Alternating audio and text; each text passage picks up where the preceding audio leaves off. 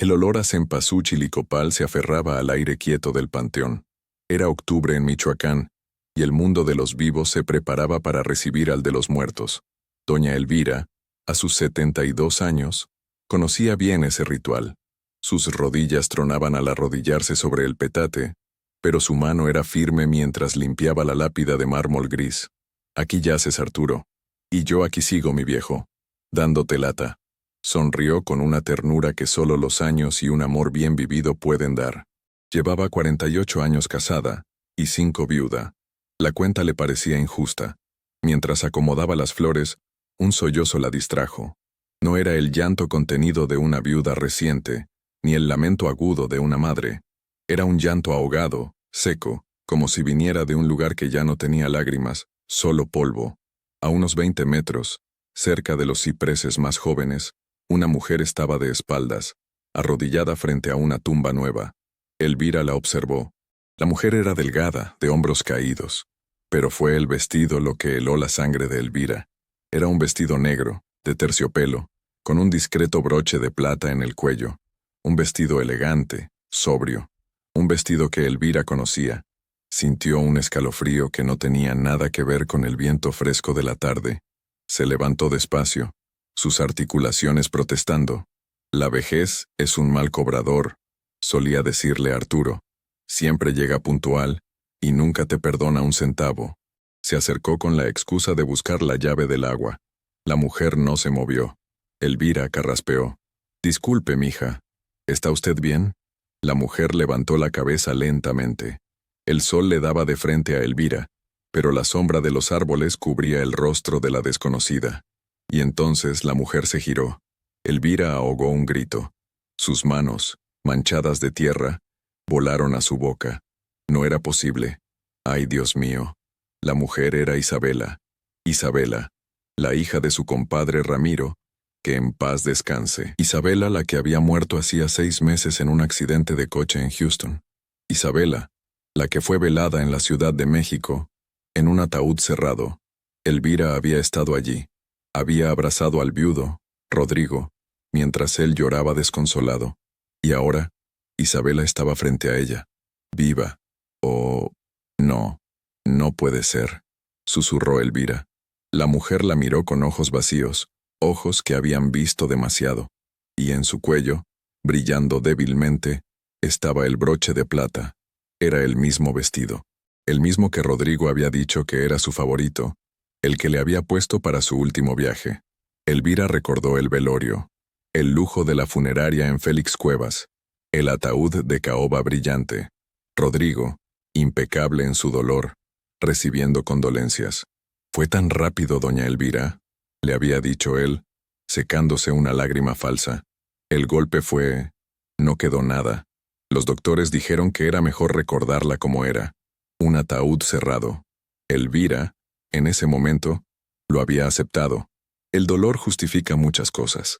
Pero ahora, la mujer frente a ella, con la cara pálida y los labios partidos, era la prueba viviente de una mentira. La mujer, Isabela, se puso de pie de un salto, como un animal asustado. «No, no me vio», dijo con una voz ronca, una voz que no parecía humana. «Usted no me vio». Y antes de que Elvira pudiera responder, la mujer se echó a correr. Se movía con una agilidad desesperada, perdiéndose entre las tumbas y las cruces. Elvira no intentó seguirla. Se quedó paralizada, su corazón golpeando su pecho como un tambor tarahumara. Se apoyó en la tumba de Arturo.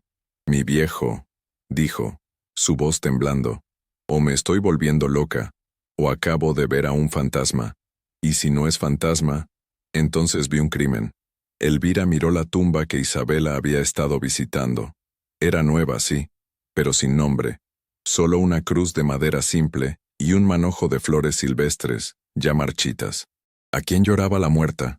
¿O a quién lloraba la viva que se hacía pasar por muerta? Elvira era una mujer de fe, pero también una mujer de hechos. Había administrado la ferretería de su esposo durante 30 años después de que él se enfermó. Sabía de números, de inventarios y sobre todo sabía cuándo una cuenta no cuadraba. Y esta era la peor contabilidad que había visto en su vida. Recogió sus cosas, su petate, sus flores sobrantes. El sol comenzaba a esconderse detrás del cerro, tiñendo el cielo de un naranja violento. «Esto no se queda así, Arturo», le dijo a la lápida. «Se lo debo a mi compadre Ramiro. La verdad tiene que salir, aunque esté enterrada a 3 metros bajo tierra». El viaje de regreso a Morelia fue un torbellino en la mente de Elvira. Conducía su viejo sedán con una concentración automática, sus manos aferradas al volante mientras las imágenes del panteón se repetían. La cara de Isabela, ese vestido, el terror en sus ojos. Era un alma en pena. En Michoacán, las historias de aparecidos eran tan comunes como el pozole en la cena. Pero Elvira sentía en sus huesos que esto era diferente. Esto olía a tierra, a miedo humano, no a azufre de inframundo. Un fantasma no corre, pensó. Un fantasma se desvanece. Ella corrió, y tenía miedo. Llegó a su casa en el centro, una casona antigua con un patio lleno de geranios. La soledad de la casa, que normalmente era su consuelo, esa noche se sentía pesada. Se sirvió un vaso de agua y se sentó en la cocina, bajo la luz amarilla del foco. Necesitaba pensar. Necesitaba un plan. Elvira siempre había creído en lo que Napoleon Hill llamaba la mente maestra. Arturo y ella lo habían sido. 1 más 1. Para ellos, siempre había sido 3. Ahora estaba sola, pero su mente seguía afilada. «Vamos por partes», se dijo a sí misma. Hecho número 1. Isabela está o parece estar viva. Hecho número 2. Isabela fue declarada muerta hace 6 meses. Hecho número 3. Su esposo, Rodrigo, heredó todo. Recordó a Rodrigo. Siempre le había parecido un hombre resbaloso, demasiado encantador, demasiado rápido con la sonrisa. Cuando se casó con Isabela, la hija única de su compadre Ramiro, Elvira tuvo un mal presentimiento. Ramiro había construido un pequeño imperio de aguacate. Era dinero viejo de Uruapan. Isabela era una buena muchacha, pero ingenua, criada entre algodones. Rodrigo era de la capital, un hombre que hablaba de inversiones y portafolios. A Ramiro nunca le gustó, pero Isabela estaba enamorada. Cuando Ramiro murió, Isabela quedó al mando, pero Elvira sabía que Rodrigo era quien movía los hilos. Y ahora, él tenía todo: la herencia, las tierras, la casa en Polanco. Recordó haber visto a Rodrigo un par de meses después del funeral. Un amigo en común le comentó que lo había visto conduciendo un BMW último modelo, color azul medianoche. El luto le duró poco, pensó Elvira en ese momento. Ahora, ese pensamiento cobraba un significado siniestro. Si Isabela estaba viva y escondida, era porque le temía a Rodrigo. Temía que terminara el trabajo que falló en Houston. Elvira necesitaba ayuda. Sacó su teléfono, un modelo sencillo que su hijo le había regalado. Marcó el número de Los Ángeles. «Mateo, hijo. Soy yo». Mateo, su hijo menor, era abogado. Un hombre recto, inteligente, pero demasiado metido en el mundo gringo. «¿Qué pasó, amá? ¿Todo bien? ¿Te tomaste la presión?» «Mejor que nunca», mintió Elvira. «Oye, mijo, necesito pedirte un favor. Es delicado».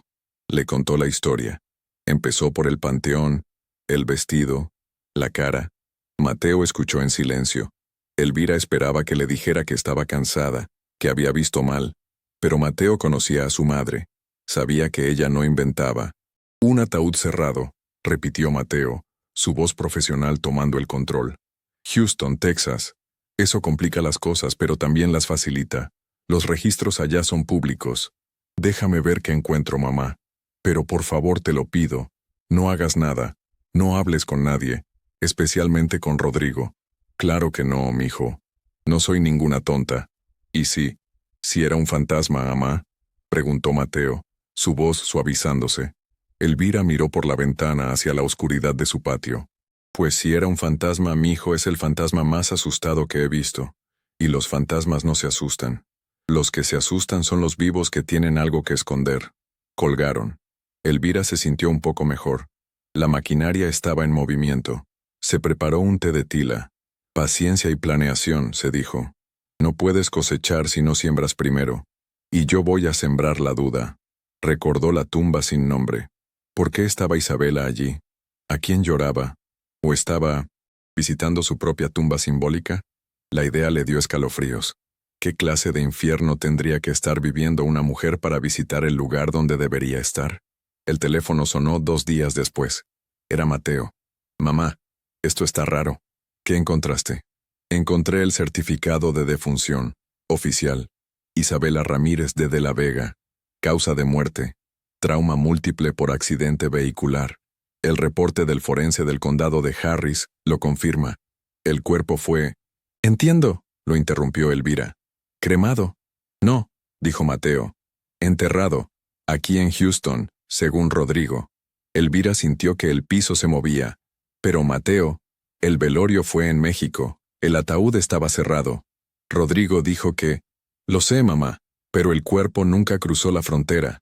O al menos, no oficialmente. Y el ataúd en México. ¿Qué diablos velaron? Aire, amá, dijo Mateo con voz sombría. Velaron aire y mentiras. Elvira se sentó. El engaño era más profundo de lo que pensaba. Rodrigo nos hizo llorar por una caja vacía. Hay más, dijo Mateo. El reporte del accidente es... vago. Un solo vehículo. Pérdida de control. Incendio. El cuerpo fue identificado por los registros dentales. Registros que, convenientemente, Rodrigo proporcionó a la policía de Houston. Él la identificó, afirmó Elvira. Él controló toda la narrativa.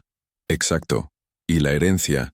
Isabela había firmado un testamento nuevo 3 meses antes del accidente, dejándolo como único heredero universal, desheredando a su hermana Sofía.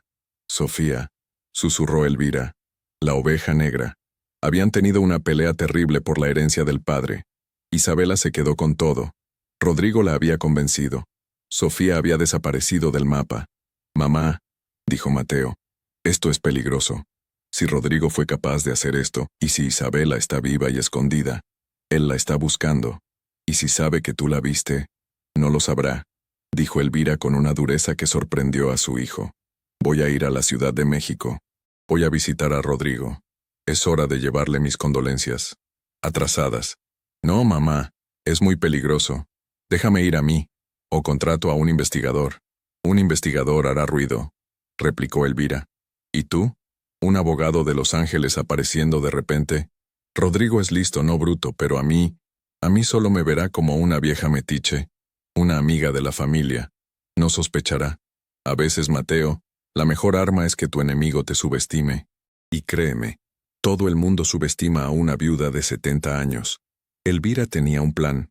No era un plan perfecto, pero era un comienzo. Un deseo no sirve de nada sin acción, pensó, recordando sus lecturas de Napoleon Hill. Y yo tengo el deseo ardiente de saber la verdad. Elvira se preparó para su viaje a la Ciudad de México como un general para la batalla.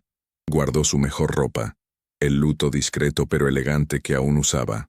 No por Rodrigo, sino por respeto a su compadre Ramiro. Tomó el autobús de lujo, una decisión consciente. Necesitaba tiempo para pensar, para afinar su estrategia. El paisaje de milpas y lagos de Michoacán dio paso al caos controlado de la capital. Se hospedó en un hotelito decente en la colonia Roma. No quería ostentar. Al día siguiente llamó a Rodrigo. Su voz al teléfono sonaba ocupada, un poco irritada, hasta que ella dijo quién era. Doña Elvira, qué gusto. ¿Usted en México? Qué sorpresa. Vine a unas cosas de la pensión, mijo. Mintió Elvira con facilidad, y no quería dejar pasar la oportunidad de darte un abrazo. ¿Ha pasado tanto tiempo? Aunque parece que fue ayer, ¿verdad? Hubo un silencio corto. Claro, claro. El tiempo. Mire, estoy atoradísimo de trabajo. La empresa de mi suegro, que ahora es mi responsabilidad, es un monstruo. ¿Qué le parece si la veo mañana? ¿Para comer? No, mijo, no te quito tiempo. Yo voy a tu casa. Ahorita. Llego en media hora. Solo para darte el pésame como Dios manda. Y colgó antes de que él pudiera negarse. Pidió un taxi y le dio la dirección en Polanco. El edificio era un monumento al vidrio y al acero. Moderno, frío. Muy diferente a la calidez de las casonas de Michoacán. El portero la anunció y la dejó pasar a un elevador que subía en silencio. Rodrigo la recibió en la puerta. Seguía siendo guapo, pero había algo duro en su mirada que no estaba antes. O tal vez, Elvira simplemente no lo había querido ver. Llevaba una camisa de lino sin corbata. Se veía relajado. demasiado relajado. Doña Elvira, bienvenida. Mi casa es su casa. El departamento era enorme, con vistas al castillo de Chapultepec. Muebles minimalistas, arte contemporáneo, y vacío. Tenía el eco de un lugar sin alma. Gracias, Rodrigo. Qué bonito tienes. Bueno, era el gusto de Isabela, dijo él, bajando la mirada. Una actuación. Siéntese, por favor. ¿Un café? ¿Un té? ¿Brenda? Brenda, atiende a la señora. Una mujer joven salió de lo que parecía ser la cocina. Era alta, espectacularmente delgada, y usaba unos jeans ajustados, tacones, y un cinturón dorado con una hebilla inconfundible. 2G entrelazadas. Elvira reconoció el logo de Gucci. Ella es Brenda, mi asistente, dijo Rodrigo, un poco incómodo. Brenda sonrió sin ganas. Mucho gusto, señora. Igualmente, mija, dijo Elvira, sus ojos recorriendo a la joven. Brenda no parecía una asistente. Parecía la reemplazante. Un vaso de agua está bien, gracias. Se sentaron en unos sofás blancos, tan bajos que a Elvira le costó trabajo acomodarse. Y dígame, Rodrigo, ¿cómo has estado? ¿De verdad? Rodrigo suspiró. El suspiro ensayado del viudo afligido. Ha sido un infierno, doña Elvira. Un día la tienes, y al otro, se va. La vida es tan frágil, aún no lo supero. Hay noches que creo que la oigo caminar por el pasillo. Te entiendo, dijo Elvira, su voz suave como el terciopelo. El duelo es un camino largo. Yo sigo hablando con mi Arturo. Lo observó. Sus ojos estaban secos. De hecho, Rodrigo, continuó Elvira, por eso también quería verte. Fui al panteón en Pátzcuaro la semana pasada, a ver a mi Arturo. Rodrigo asintió, distraído, mirando un mensaje en su celular. Qué bueno que siga yendo.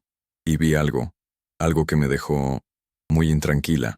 Rodrigo levantó la vista, su atención ahora completa. ¿Qué vio? Vi a una mujer, llorando. Se parecía tanto, tanto a Isabela. Me dio un escalofrío, mijo. Una aparición. Rodrigo se tensó. Fue imperceptible, un endurecimiento de la mandíbula. ¿Una aparición? Sí. Y lo más extraño, Rodrigo, es que llevaba puesto el vestido negro de terciopelo, el que le compramos juntas en el Palacio de Hierro. ¿Te acuerdas? El que le pusieron en... La sangre abandonó el rostro de Rodrigo. Se puso pálido, casi gris. ¿Qué está diciendo, Elvira? Que la vi, o vi a su espíritu y me asusté. Me dijo que no la había visto, y se echó a correr. Rodrigo se levantó de golpe. Doña Elvira, con todo el respeto que me merece, usted está confundida. El dolor, la edad, a veces vemos cosas. Yo sé lo que vi, Rodrigo. No, usted no vio nada. Su voz subió de tono. Brenda, desde la cocina, los miraba con alarma. Rodrigo respiró hondo, tratando de recomponerse. Perdóneme, es que es doloroso revivirlo.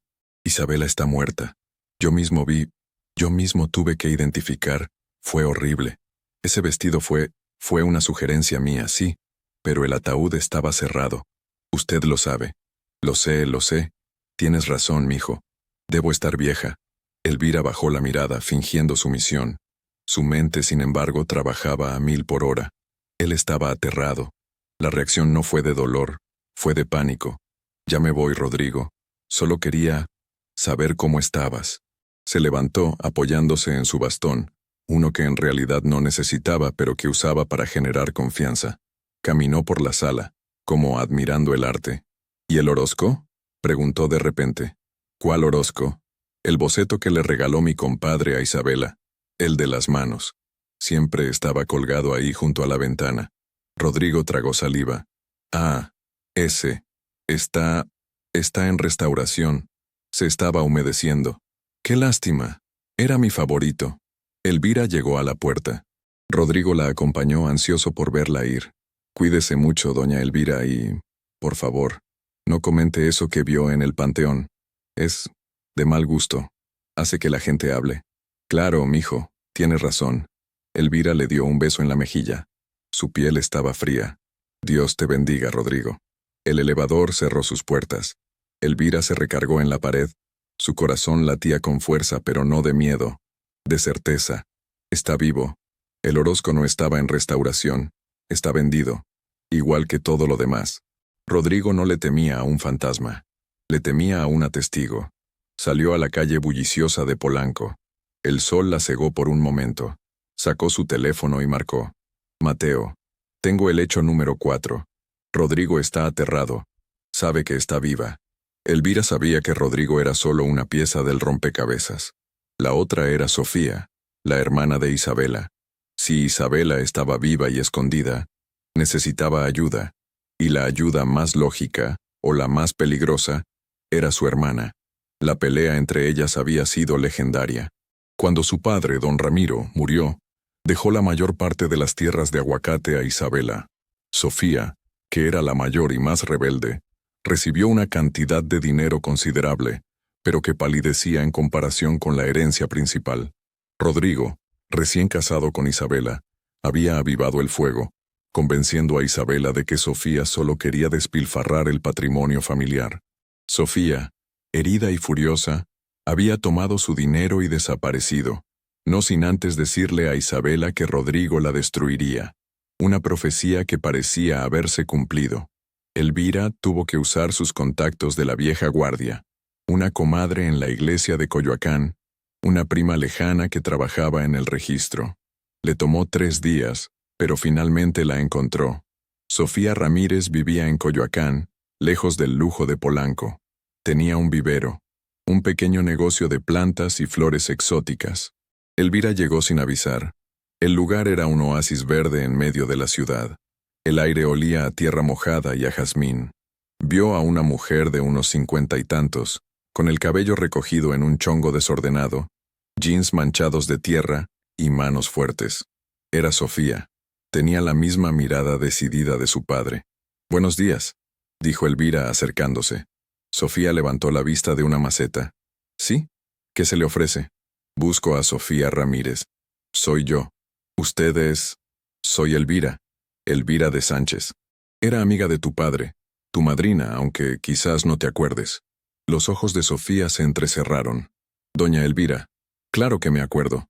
De la hacienda en Uruapán, hace... años. ¿Qué la trae por aquí? Si viene a hablarme de mi hermana, vengo a hablarte de tu hermana», interrumpió Elvira con suavidad. La dureza en el rostro de Sofía se intensificó. «Pues llega tarde. Mi hermana está muerta. O eso dicen. Yo no fui al circo ese que montó Rodrigo. No quise ver cómo fingía llorar sobre una caja vacía». Elvira sintió un escalofrío.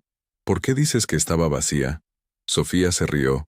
Una risa seca, sin alegría. «Porque conozco a Rodrigo. Ese hombre es un fraude. Desde el día que lo conocí.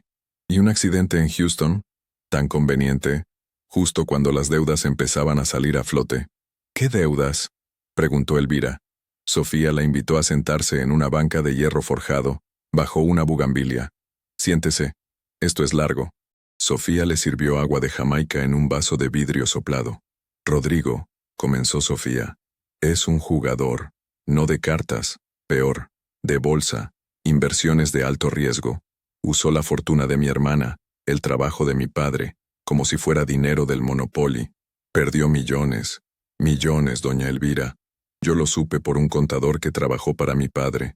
El pobre hombre renunció antes de que Rodrigo lo embarrara. ¿Isabela lo sabía? Claro que lo sabía, pero estaba ciega o aterrorizada. Rodrigo no es solo un ladrón, es un monstruo. La aisló, la alejó de mí, de sus amigas. Le controlaba todo. Le decía que ella no entendía de finanzas, que era una tonta. Mi hermana, que era tan brillante, se lo creyó. Pero, ¿matarla? Cuando la lana se acaba, las opciones se reducen. Rodrigo estaba contra la pared. Los bancos lo estaban acosando. Isabela había empezado a despertar. Había hablado con un abogado. Rodrigo tenía que actuar rápido. Un accidente, una herencia, problema resuelto. Se queda con lo que queda del imperio y con el seguro de vida. Y de paso, se deshace de la esposa que ya le estorbaba.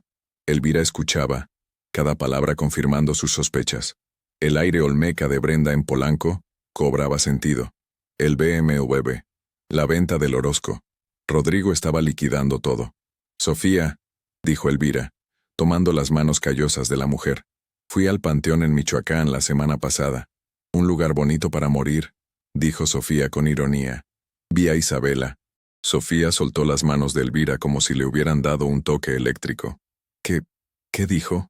La vi, viva, llorando frente a una tumba sin nombre.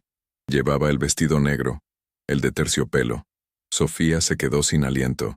Sus ojos, tan duros momentos antes, se llenaron de una confusión dolorosa. No juegue conmigo, señora. Eso es cruel. No estoy jugando. Te digo la verdad. La vi tan claramente como te estoy viendo a ti. Y luego fui a ver a Rodrigo. Le conté que había visto un fantasma. Sofía, ese hombre se puso blanco. Está aterrado. No porque crea en fantasmas, sino porque sabe que ella está viva. Él sabe que el cuerpo en esa tumba de Houston no es el de tu hermana. Las dos mujeres se quedaron en silencio. El único sonido era el goteo del sistema de riego. Viva, repitió Sofía, como probando la palabra. Mi hermana está viva. Las lágrimas comenzaron a rodar por las mejillas de Sofía. Lágrimas de rabia, de culpa y por primera vez en mucho tiempo, de una esperanza aterradora. ¿Pero por qué no vino a mí? ¿Por qué esconderse? ¿Por qué ir a un panteón? Porque te tiene miedo a ti tanto como a él, quizás, dijo Elvira. Rodrigo te pintó como la enemiga. O porque está tan rota que no confía en nadie. Está sola, Sofía, y si está viva, está en un peligro mortal. Rodrigo no va a descansar hasta encontrarla. Ahora que sabe que alguien la vio, va a mover cielo, mar y tierra. Sofía se secó las lágrimas con furia. La tristeza se convirtió en determinación. Pues no la va a encontrar. No antes que nosotras. Si mi hermana está viva, voy a encontrarla. Y ese infeliz de Rodrigo va a pagar por cada centavo que robó y por cada lágrima que mi hermana derramó. Se lo juro por la memoria de mi padre. No vamos a jurar, dijo Elvira, poniéndose de pie. Vamos a planear. Necesito que me cuentes todo lo que sabes de Rodrigo. Sus hábitos, sus vicios, sus contactos, todo. Y yo voy a llamar a mi hijo en Los Ángeles. Es hora de despertar al león. Elvira sintió una nueva energía. Ya no era solo una viuda. Era la cabeza de una nueva mente maestra. Ella y Sofía. La sabiduría y la furia. Una combinación poderosa. La llamada a Mateo fue breve y al grano. Mateo, encontré a la hermana. Se llama Sofía. Y está de nuestro lado. Le explicó la situación. Las deudas de Rodrigo, las inversiones fallidas, el control sobre Isabela. Mamá, esto es más grande de lo que pensamos. Un investigador privado aquí en Houston acaba de darme algo. ¿Qué cosa? La clínica. Mencionaste que Rodrigo dijo que Isabela estaba en Houston para un chequeo. Era una de esas clínicas en Houston carísimas, de las que van las estrellas de cine. Bueno, mi investigador habló con una enfermera. Extraoficialmente, claro. Isabela tenía una cita ese día, pero nunca llegó. Entonces, ¿dónde estaba? Esa es la pregunta del millón. Pero hay más. El investigador revisó el informe del incendio del coche. El fuego fue intenso, sospechosamente intenso, como si hubiera usado un acelerante. Y la identificación por registros dentales. El dentista que los confirmó recibió una transferencia de $100,000 de una de las empresas de Rodrigo 2 días después. La transferencia estaba marcada como consultoría. Dios santo, susurró Elvira. Compró al dentista. Y probablemente a alguien en la morgue. El cuerpo que identificaron, el que está enterrado aquí en Houston. ¿Quién era? Nadie lo sabe. Una Jane Doe que convenientemente se parecía a Isabela en peso y altura. Un plan perfecto, dijo Elvira, sintiendo un frío en la espalda. Casi, corrigió Mateo. Se le escapó la presa. Mamá, si Isabela está viva, es la única testigo que puede hundirlo. Pero su testimonio no es suficiente. Falsificó su propia muerte. Es un crimen. Estaría en problemas legales. No me importa la ley de los hombres ahora mismo, Mateo. Me importa la vida de esa muchacha. Y me importa la justicia de Dios. Rodrigo tiene que caer. Lo hará, dijo Mateo con convicción. Pero tenemos que encontrarla. Y tenemos que encontrar pruebas de que Rodrigo intentó matarla. Pruebas de que el accidente fue provocado. Elvira y Sofía pasaron los siguientes días trazando un mapa de la vida de Rodrigo. Sofía recordaba nombres, lugares, vicios. Le encanta apostar. No solo en la bolsa. Le gusta Las Vegas. Y tiene una debilidad. Las mujeres. Siempre las tuvo. Brenda no es la primera, y no será la última. Podemos usar eso, dijo Elvira. Pero primero, necesitamos encontrar a Isabela. Si yo estuviera escondida, dijo Sofía, muerta para el mundo, ¿a dónde iría? A un lugar donde nadie me buscara. Un lugar donde pudiera ser anónima. Michoacán, dijo Elvira. Regresó al panteón. Hay algo allí. La tumba sin nombre. Decidieron regresar.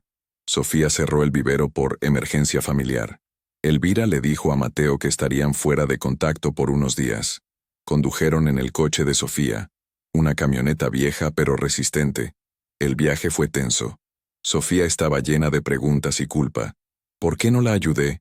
¿Por qué dejé que ese hombre me alejara? El pasado no se puede cambiar, Sofía, solo el futuro. La consoló Elvira. Tu hermana tomó sus decisiones, y ahora está pagando el precio. Lo que importa es si estamos dispuestas a ayudarla a pagar la deuda y salir libre. Llegaron a Pátzcuaro al atardecer. El pueblo estaba más tranquilo ahora que las fiestas se acercaban. Se hospedaron en una pequeña posada cerca del lago. A la mañana siguiente, fueron al panteón. El mismo panteón. Estaba casi vacío. Encontraron la tumba sin nombre. Seguía igual. Una cruz de madera, flores marchitas. Elvira se arrodilló. Tocó la tierra. No es una tumba, dijo. ¿Qué? No hay nadie enterrado aquí. Es solo un marcador. Un lugar para llorar. ¿Pero llorar a quién? Preguntó Sofía. A ella misma, dijo Elvira. Está llorando la vida que perdió. Se quedaron allí, esperando. El sol comenzó a bajar. Elvira sabía que Isabela vendría al atardecer, la hora de los espíritus, la hora en que el velo es más delgado. Y justo cuando las campanas de la iglesia cercana daban las 6, la vieron. Era ella, Isabela. Se movía entre las tumbas como una sombra, más delgada de lo que Elvira recordaba, su cabello opaco, su ropa gastada. No llevaba el vestido de terciopelo, sino unos pantalones sencillos y un rebozo. Se arrodilló ante la cruz de madera, y su cuerpo comenzó a temblar con sollozos silenciosos. Sofía dio un paso adelante. Isabela. El grito resonó en el silencio del panteón. Isabela se giró, sus ojos desorbitados por el pánico.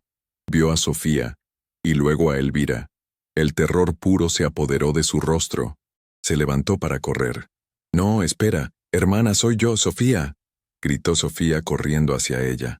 La alcanzó y la sujetó por los brazos. Isabela luchó, golpeándola. «Suéltame, no me viste, no estoy aquí, déjame. Isa, por favor, estamos aquí para ayudarte», gritó Sofía, abrazándola con fuerza mientras Isabela se derrumbaba. «Estás muerta, tú me odias, él me va a encontrar», sollozaba Isabela incoherente. Elvira se acercó lentamente. «Mija, Isabela, soy yo, Elvira, la amiga de tu papá. No te vamos a hacer daño, estás a salvo».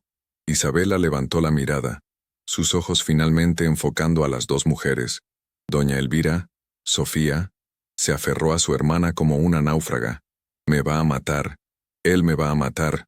«Ya no», dijo Sofía, sus propias lágrimas cayendo sobre el cabello de su hermana. «Se acabó el esconderse. Ahora vamos a pelear». Llevaron a Isabela de regreso a la posada, entrando por la puerta trasera. Estaba temblando, sufriendo de desnutrición y de un miedo que le había carcomido el alma. Elvira pidió caldo de pollo y tortillas calientes. Mientras Isabela comía, con la voracidad de alguien que no había tenido una comida decente en meses, su historia comenzó a salir a borbotones. «Rodrigo, él cambió. O quizás siempre fue así y yo no quise verlo», comenzó, su voz apenas un susurro. «Las deudas. Eran millones. Hipotecó las tierras de Uruapan sin que yo supiera. Falsificó mi firma. Un día encontré los papeles. Yo te lo dije, Isa», empezó Sofía. Lo sé, Sofía. Me lo dijiste. Y yo fui una imbécil. Estaba enamorada, o creía estarlo. Cuando lo confronté, él me golpeó». Sofía cerró los ojos, el dolor de la confesión palpable. «Me dijo que si decía una palabra me destruiría, que me declararía loca, que tú y yo nos habíamos puesto de acuerdo para robarlo. Y luego, encontré su computadora, No era solo dinero. Era Brenda. Y otras. Tenía una tarjeta black a mi nombre. Una que yo ni sabía que existía. Cenas, joyas, viajes. Se estaba gastando mi vida. El viaje a Houston, la instó Elvira con suavidad. Era su plan. Me dijo que había conseguido una cita en esa clínica maravillosa, un chequeo completo. Que estaba preocupado por mi estrés. Fui tan tonta. Le creí. Isabela tembló, recordando. Íbamos en el coche. Él conducía. Íbamos por una carretera secundaria. Dijo que era un atajo. Entonces comenzó a decirme que yo era un problema, que sin mí él podría arreglar las finanzas, que yo era una carga, y desvió el coche hacia un barranco. Pero, ¿cómo escapaste?, preguntó Sofía. Salté, dijo Isabela. En el último segundo, vi sus ojos, y supe que iba en serio. Abrí la puerta y me lancé. Rodé por la maleza. Me rompí el brazo, creo. Oí el coche estrellarse. Y luego, la explosión. Él había planeado todo. Había gasolina en la cajuela. Pero él te vio saltar. No. Estaba oscuro. Creyó que había muerto en el impacto. Lo oí gritar mi nombre, pero no de preocupación. De rabia. Lo oí bajar. Me escondí. Estuve horas en ese barranco, sangrando, aterrada. Luego, él se fue. Caminé. Caminé por horas hasta que llegué a una carretera. Una mujer me recogió. ¿Y el cuerpo? ¿El cuerpo que encontraron?, preguntó Elvira. Isabela bajó la mirada, la vergüenza cubriéndola. La mujer que me recogió era una migrante, de Honduras. No tenía papeles. Estaba enferma, muy enferma. La llevé a un pequeño motel. Murió esa noche, en mis brazos. Se parecía a mí, misma altura, cabello oscuro. Yo no supe qué hacer. Estaba desesperada. Oh, Isa, susurró Sofía. Puse mi ropa en ella, mis anillos. Dejé mi bolso allí y llamé a la policía, anónimamente. Dije que había habido un accidente. Luego tomé el dinero que traía, lo poco que tenía, y huí. Tomé autobuses. Regresé a México. Pero Rodrigo identificó el cuerpo, dijo Elvira. Tuvo que pagarle a alguien, dijo Isabela. El dentista. Alguien en la morgue. Pagó para que dijeran que era yo, para que el cuerpo fuera irreconocible. Él quería que fuera irreconocible. Y el vestido, dijo Elvira. El vestido del velorio. Ese vestido lo odiaba, dijo Isabela con veneno. Él me obligó a comprarlo. Dijo que me veía sofisticada. Cuando vi en las noticias, en un café internet, que me habían velado, y que él había dicho que yo amaba ese vestido, quise vomitar. Fui a una tienda de segunda mano en Morelia, y allí estaba, el mismo vestido, como una burla del destino. Lo compré. No sé por qué. Viniste al panteón a llorar, dijo Elvira, en la tumba de mis abuelos. Pero luego vi esa cruz de madera, un entierro de un pobre, y sentí que era yo, la mujer que fui, la rica, la tonta. La enterré allí, y venía a llorarla, a llorar mi propia muerte. Las tres mujeres se quedaron en silencio, el peso de la historia llenando la habitación. Isabela, dijo Elvira, su voz firme, hiciste lo que tenías que hacer para sobrevivir, pero ya no estás sola. Ahora, vamos a hacer lo que tenemos que hacer para vivir. La posada en Pátzcuaro se convirtió en su cuartel general. Mateo, al otro lado del teléfono desde Los Ángeles, era la cuarta pata de la mesa. La mente maestra estaba completa. Isabela, tu testimonio es vital, dijo Mateo por el altavoz. Pero legalmente, estás en un limbo. Falsificaste tu muerte. Usaste la identidad de otra persona aunque haya sido después de su muerte. Es un desastre. No podemos ir a la policía. No todavía. No quiero ir a la policía, dijo Isabela, su voz más fuerte ahora. El caldo caliente y la presencia de su hermana le habían devuelto algo de color. Quiero que Rodrigo pague. Quiero que se sepa la verdad, que él intentó matarme. Para eso, dijo Elvira, no necesitamos a la policía. Necesitamos pruebas. Pruebas de que él planeó el asesinato y pruebas de que está robando. El dinero, dijo Sofía. Sigue liquidando todo. Si lo detenemos ahora, quizás podamos salvar algo de las tierras de papá. Rodrigo es listo, dijo Isabela. Tiene 2 juegos de libros. Siempre los tuvo. Lo que les enseña a los contadores y la verdad. Guarda la verdad en una caja de seguridad en un banco en Polanco, no a su nombre, a nombre de una de sus empresas fantasma. ¿Cómo lo sabes?, preguntó Elvira.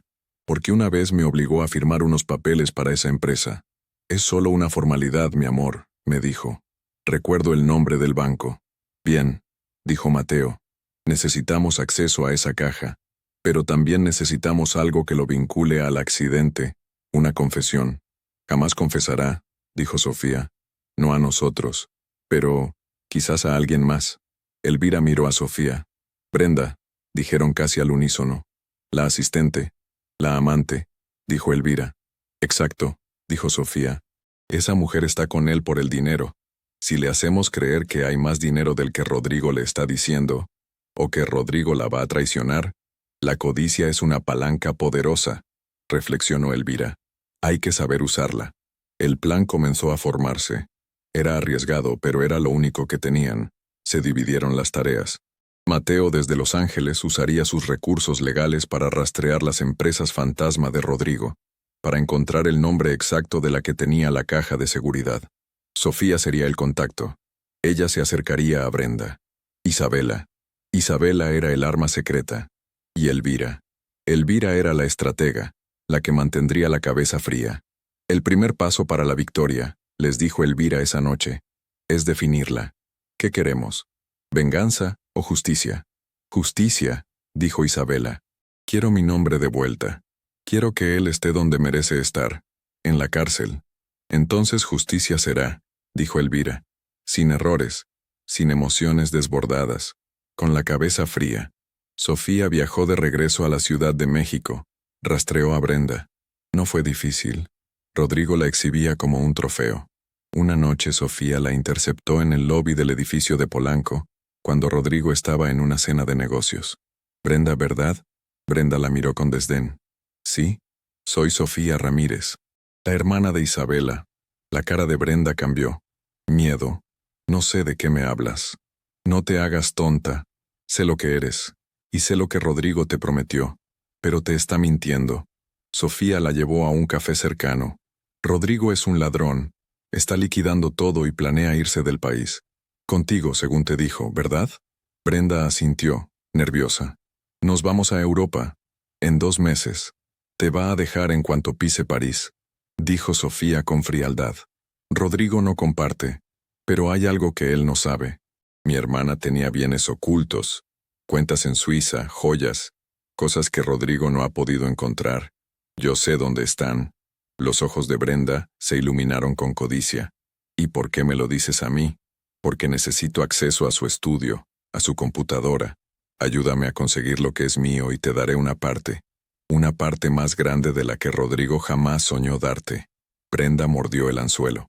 Él tiene una gala, mañana, en una mansión con chef privado en las Lomas. Estará fuera toda la noche. Yo tengo que ir, pero puedo enfermarme y regresar al departamento.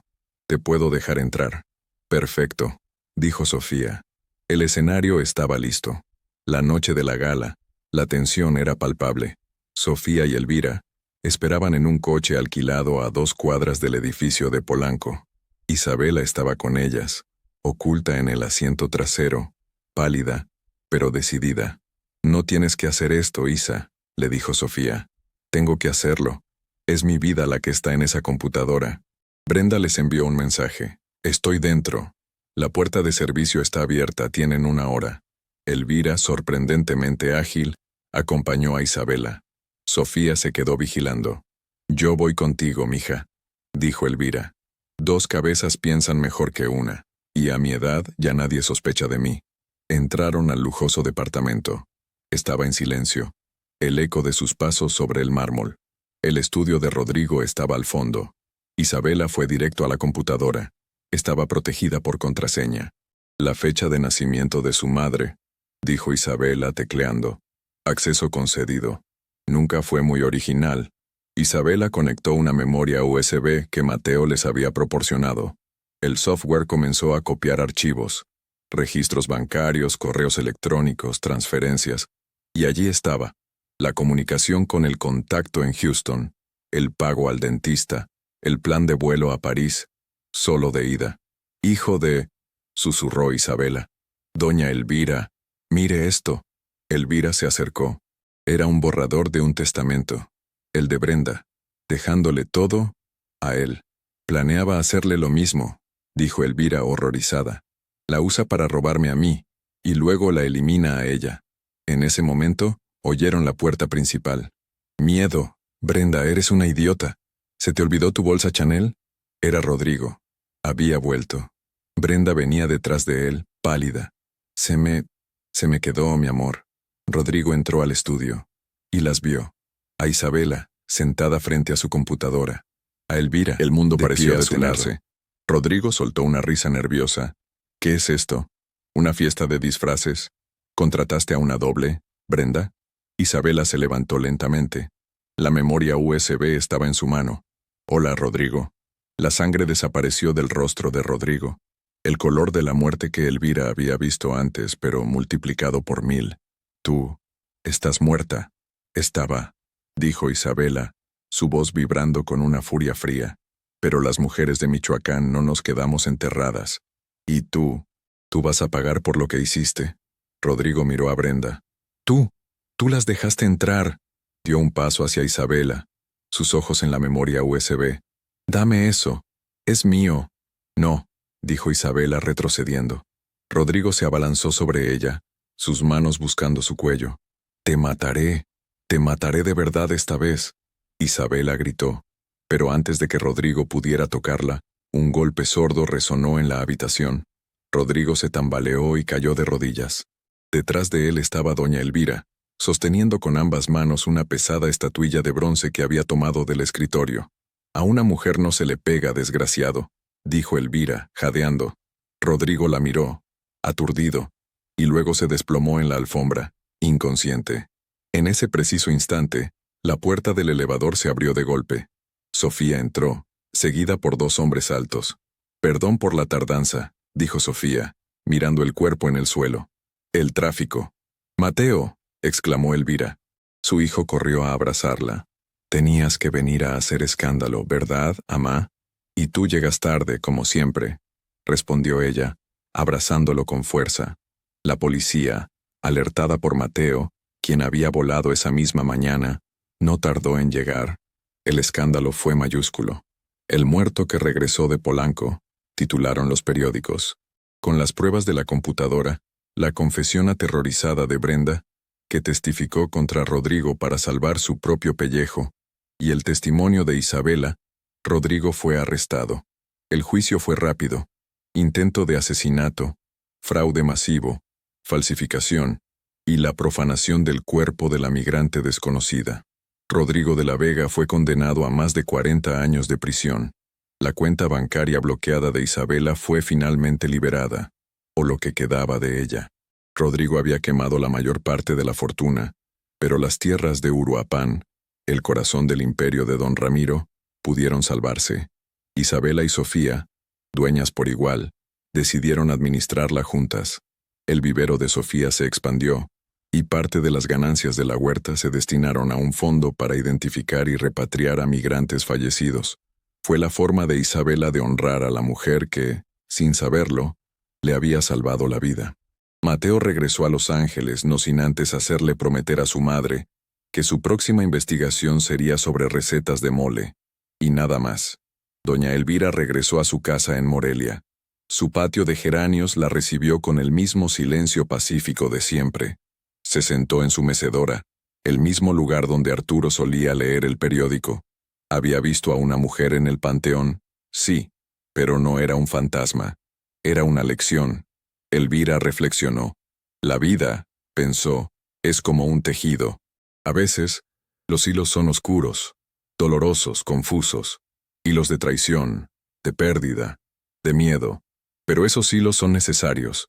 Le dan profundidad al dibujo. Hacen que los colores brillantes, la lealtad, la justicia, el amor de hermanas, resalten aún más. Uno no puede elegir los hilos que le tocan, pero sí puede decidir cómo tejerlos. Napoleon Hill tenía razón. El deseo ardiente es el punto de partida de todo logro. El deseo de Isabela por vivir, el de Sofía por la justicia y el de ella, su deseo por la verdad. Habían formado una mente maestra y habían movido una montaña de mentiras. Se sirvió un vaso de agua fresca. Miró sus manos, arrugadas, manchadas por la edad, manos que habían limpiado una tumba, y manos que habían empuñado la justicia en forma de estatuilla de bronce. Sonrió. Arturo estaría orgulloso. Descansa, mi viejo, susurró al aire de la tarde. Aquí todo está en orden. Al domingo siguiente, Elvira fue al panteón. Limpió la lápida de Arturo. Puso cempasúchil fresco. Y luego, caminó hacia los cipreses jóvenes. Se detuvo frente a la cruz de madera, la tumba sin nombre. Sacó una pequeña flor de su ramo y la colocó en la tierra removida. Descansa en paz, dijo, sin saber exactamente a quién se lo decía. A la mujer de Honduras, a la Isabela que fue, o quizás a sus propios miedos. Se dio la vuelta y caminó hacia la salida, su espalda recta, su paso firme. El sol de Michoacán le calentaba el rostro. Gracias por llegar hasta el final de esta reflexión y de esta historia. Si estás leyendo esto, quiero que sepas que, como doña Elvira, como Isabela, como Sofía, tú tampoco estás solo en tus batallas. A veces la vida nos pone pruebas que parecen imposibles, ¿verdad? Dolores que cargamos en silencio, pero siempre hay una luz, siempre hay una fuerza dentro de nosotros. Ahora, quiero pedirte un favor. Si esta historia te tocó el corazón, si te hizo pensar, déjame un comentario aquí abajo. Cuéntame qué parte te gustó más, o si has vivido algo parecido. Y si no sabes qué comentar, solo dime desde qué ciudad o desde qué pueblito me estás leyendo. Me da mucha alegría saber hasta dónde llegan mis palabras. Te invito a seguir el canal, a que te suscribas, porque así me ayudas a seguir contando estas historias que nos conectan. Y si tienes alguna idea para una historia, algún tema del que te gustaría que habláramos, dímelo en los comentarios. Este espacio es de ustedes. Como forma de agradecerte por tu tiempo, por tu apoyo, y para ayudar un poquito al canal, dejé fijado en el primer comentario unas recetas que me han pedido mucho. Un té especial para la calma, y unos dulces, postres, sin azúcar, para que nos cuidemos. Gracias de corazón. Que Dios te proteja a ti y a toda tu familia. Nos vemos en la próxima historia.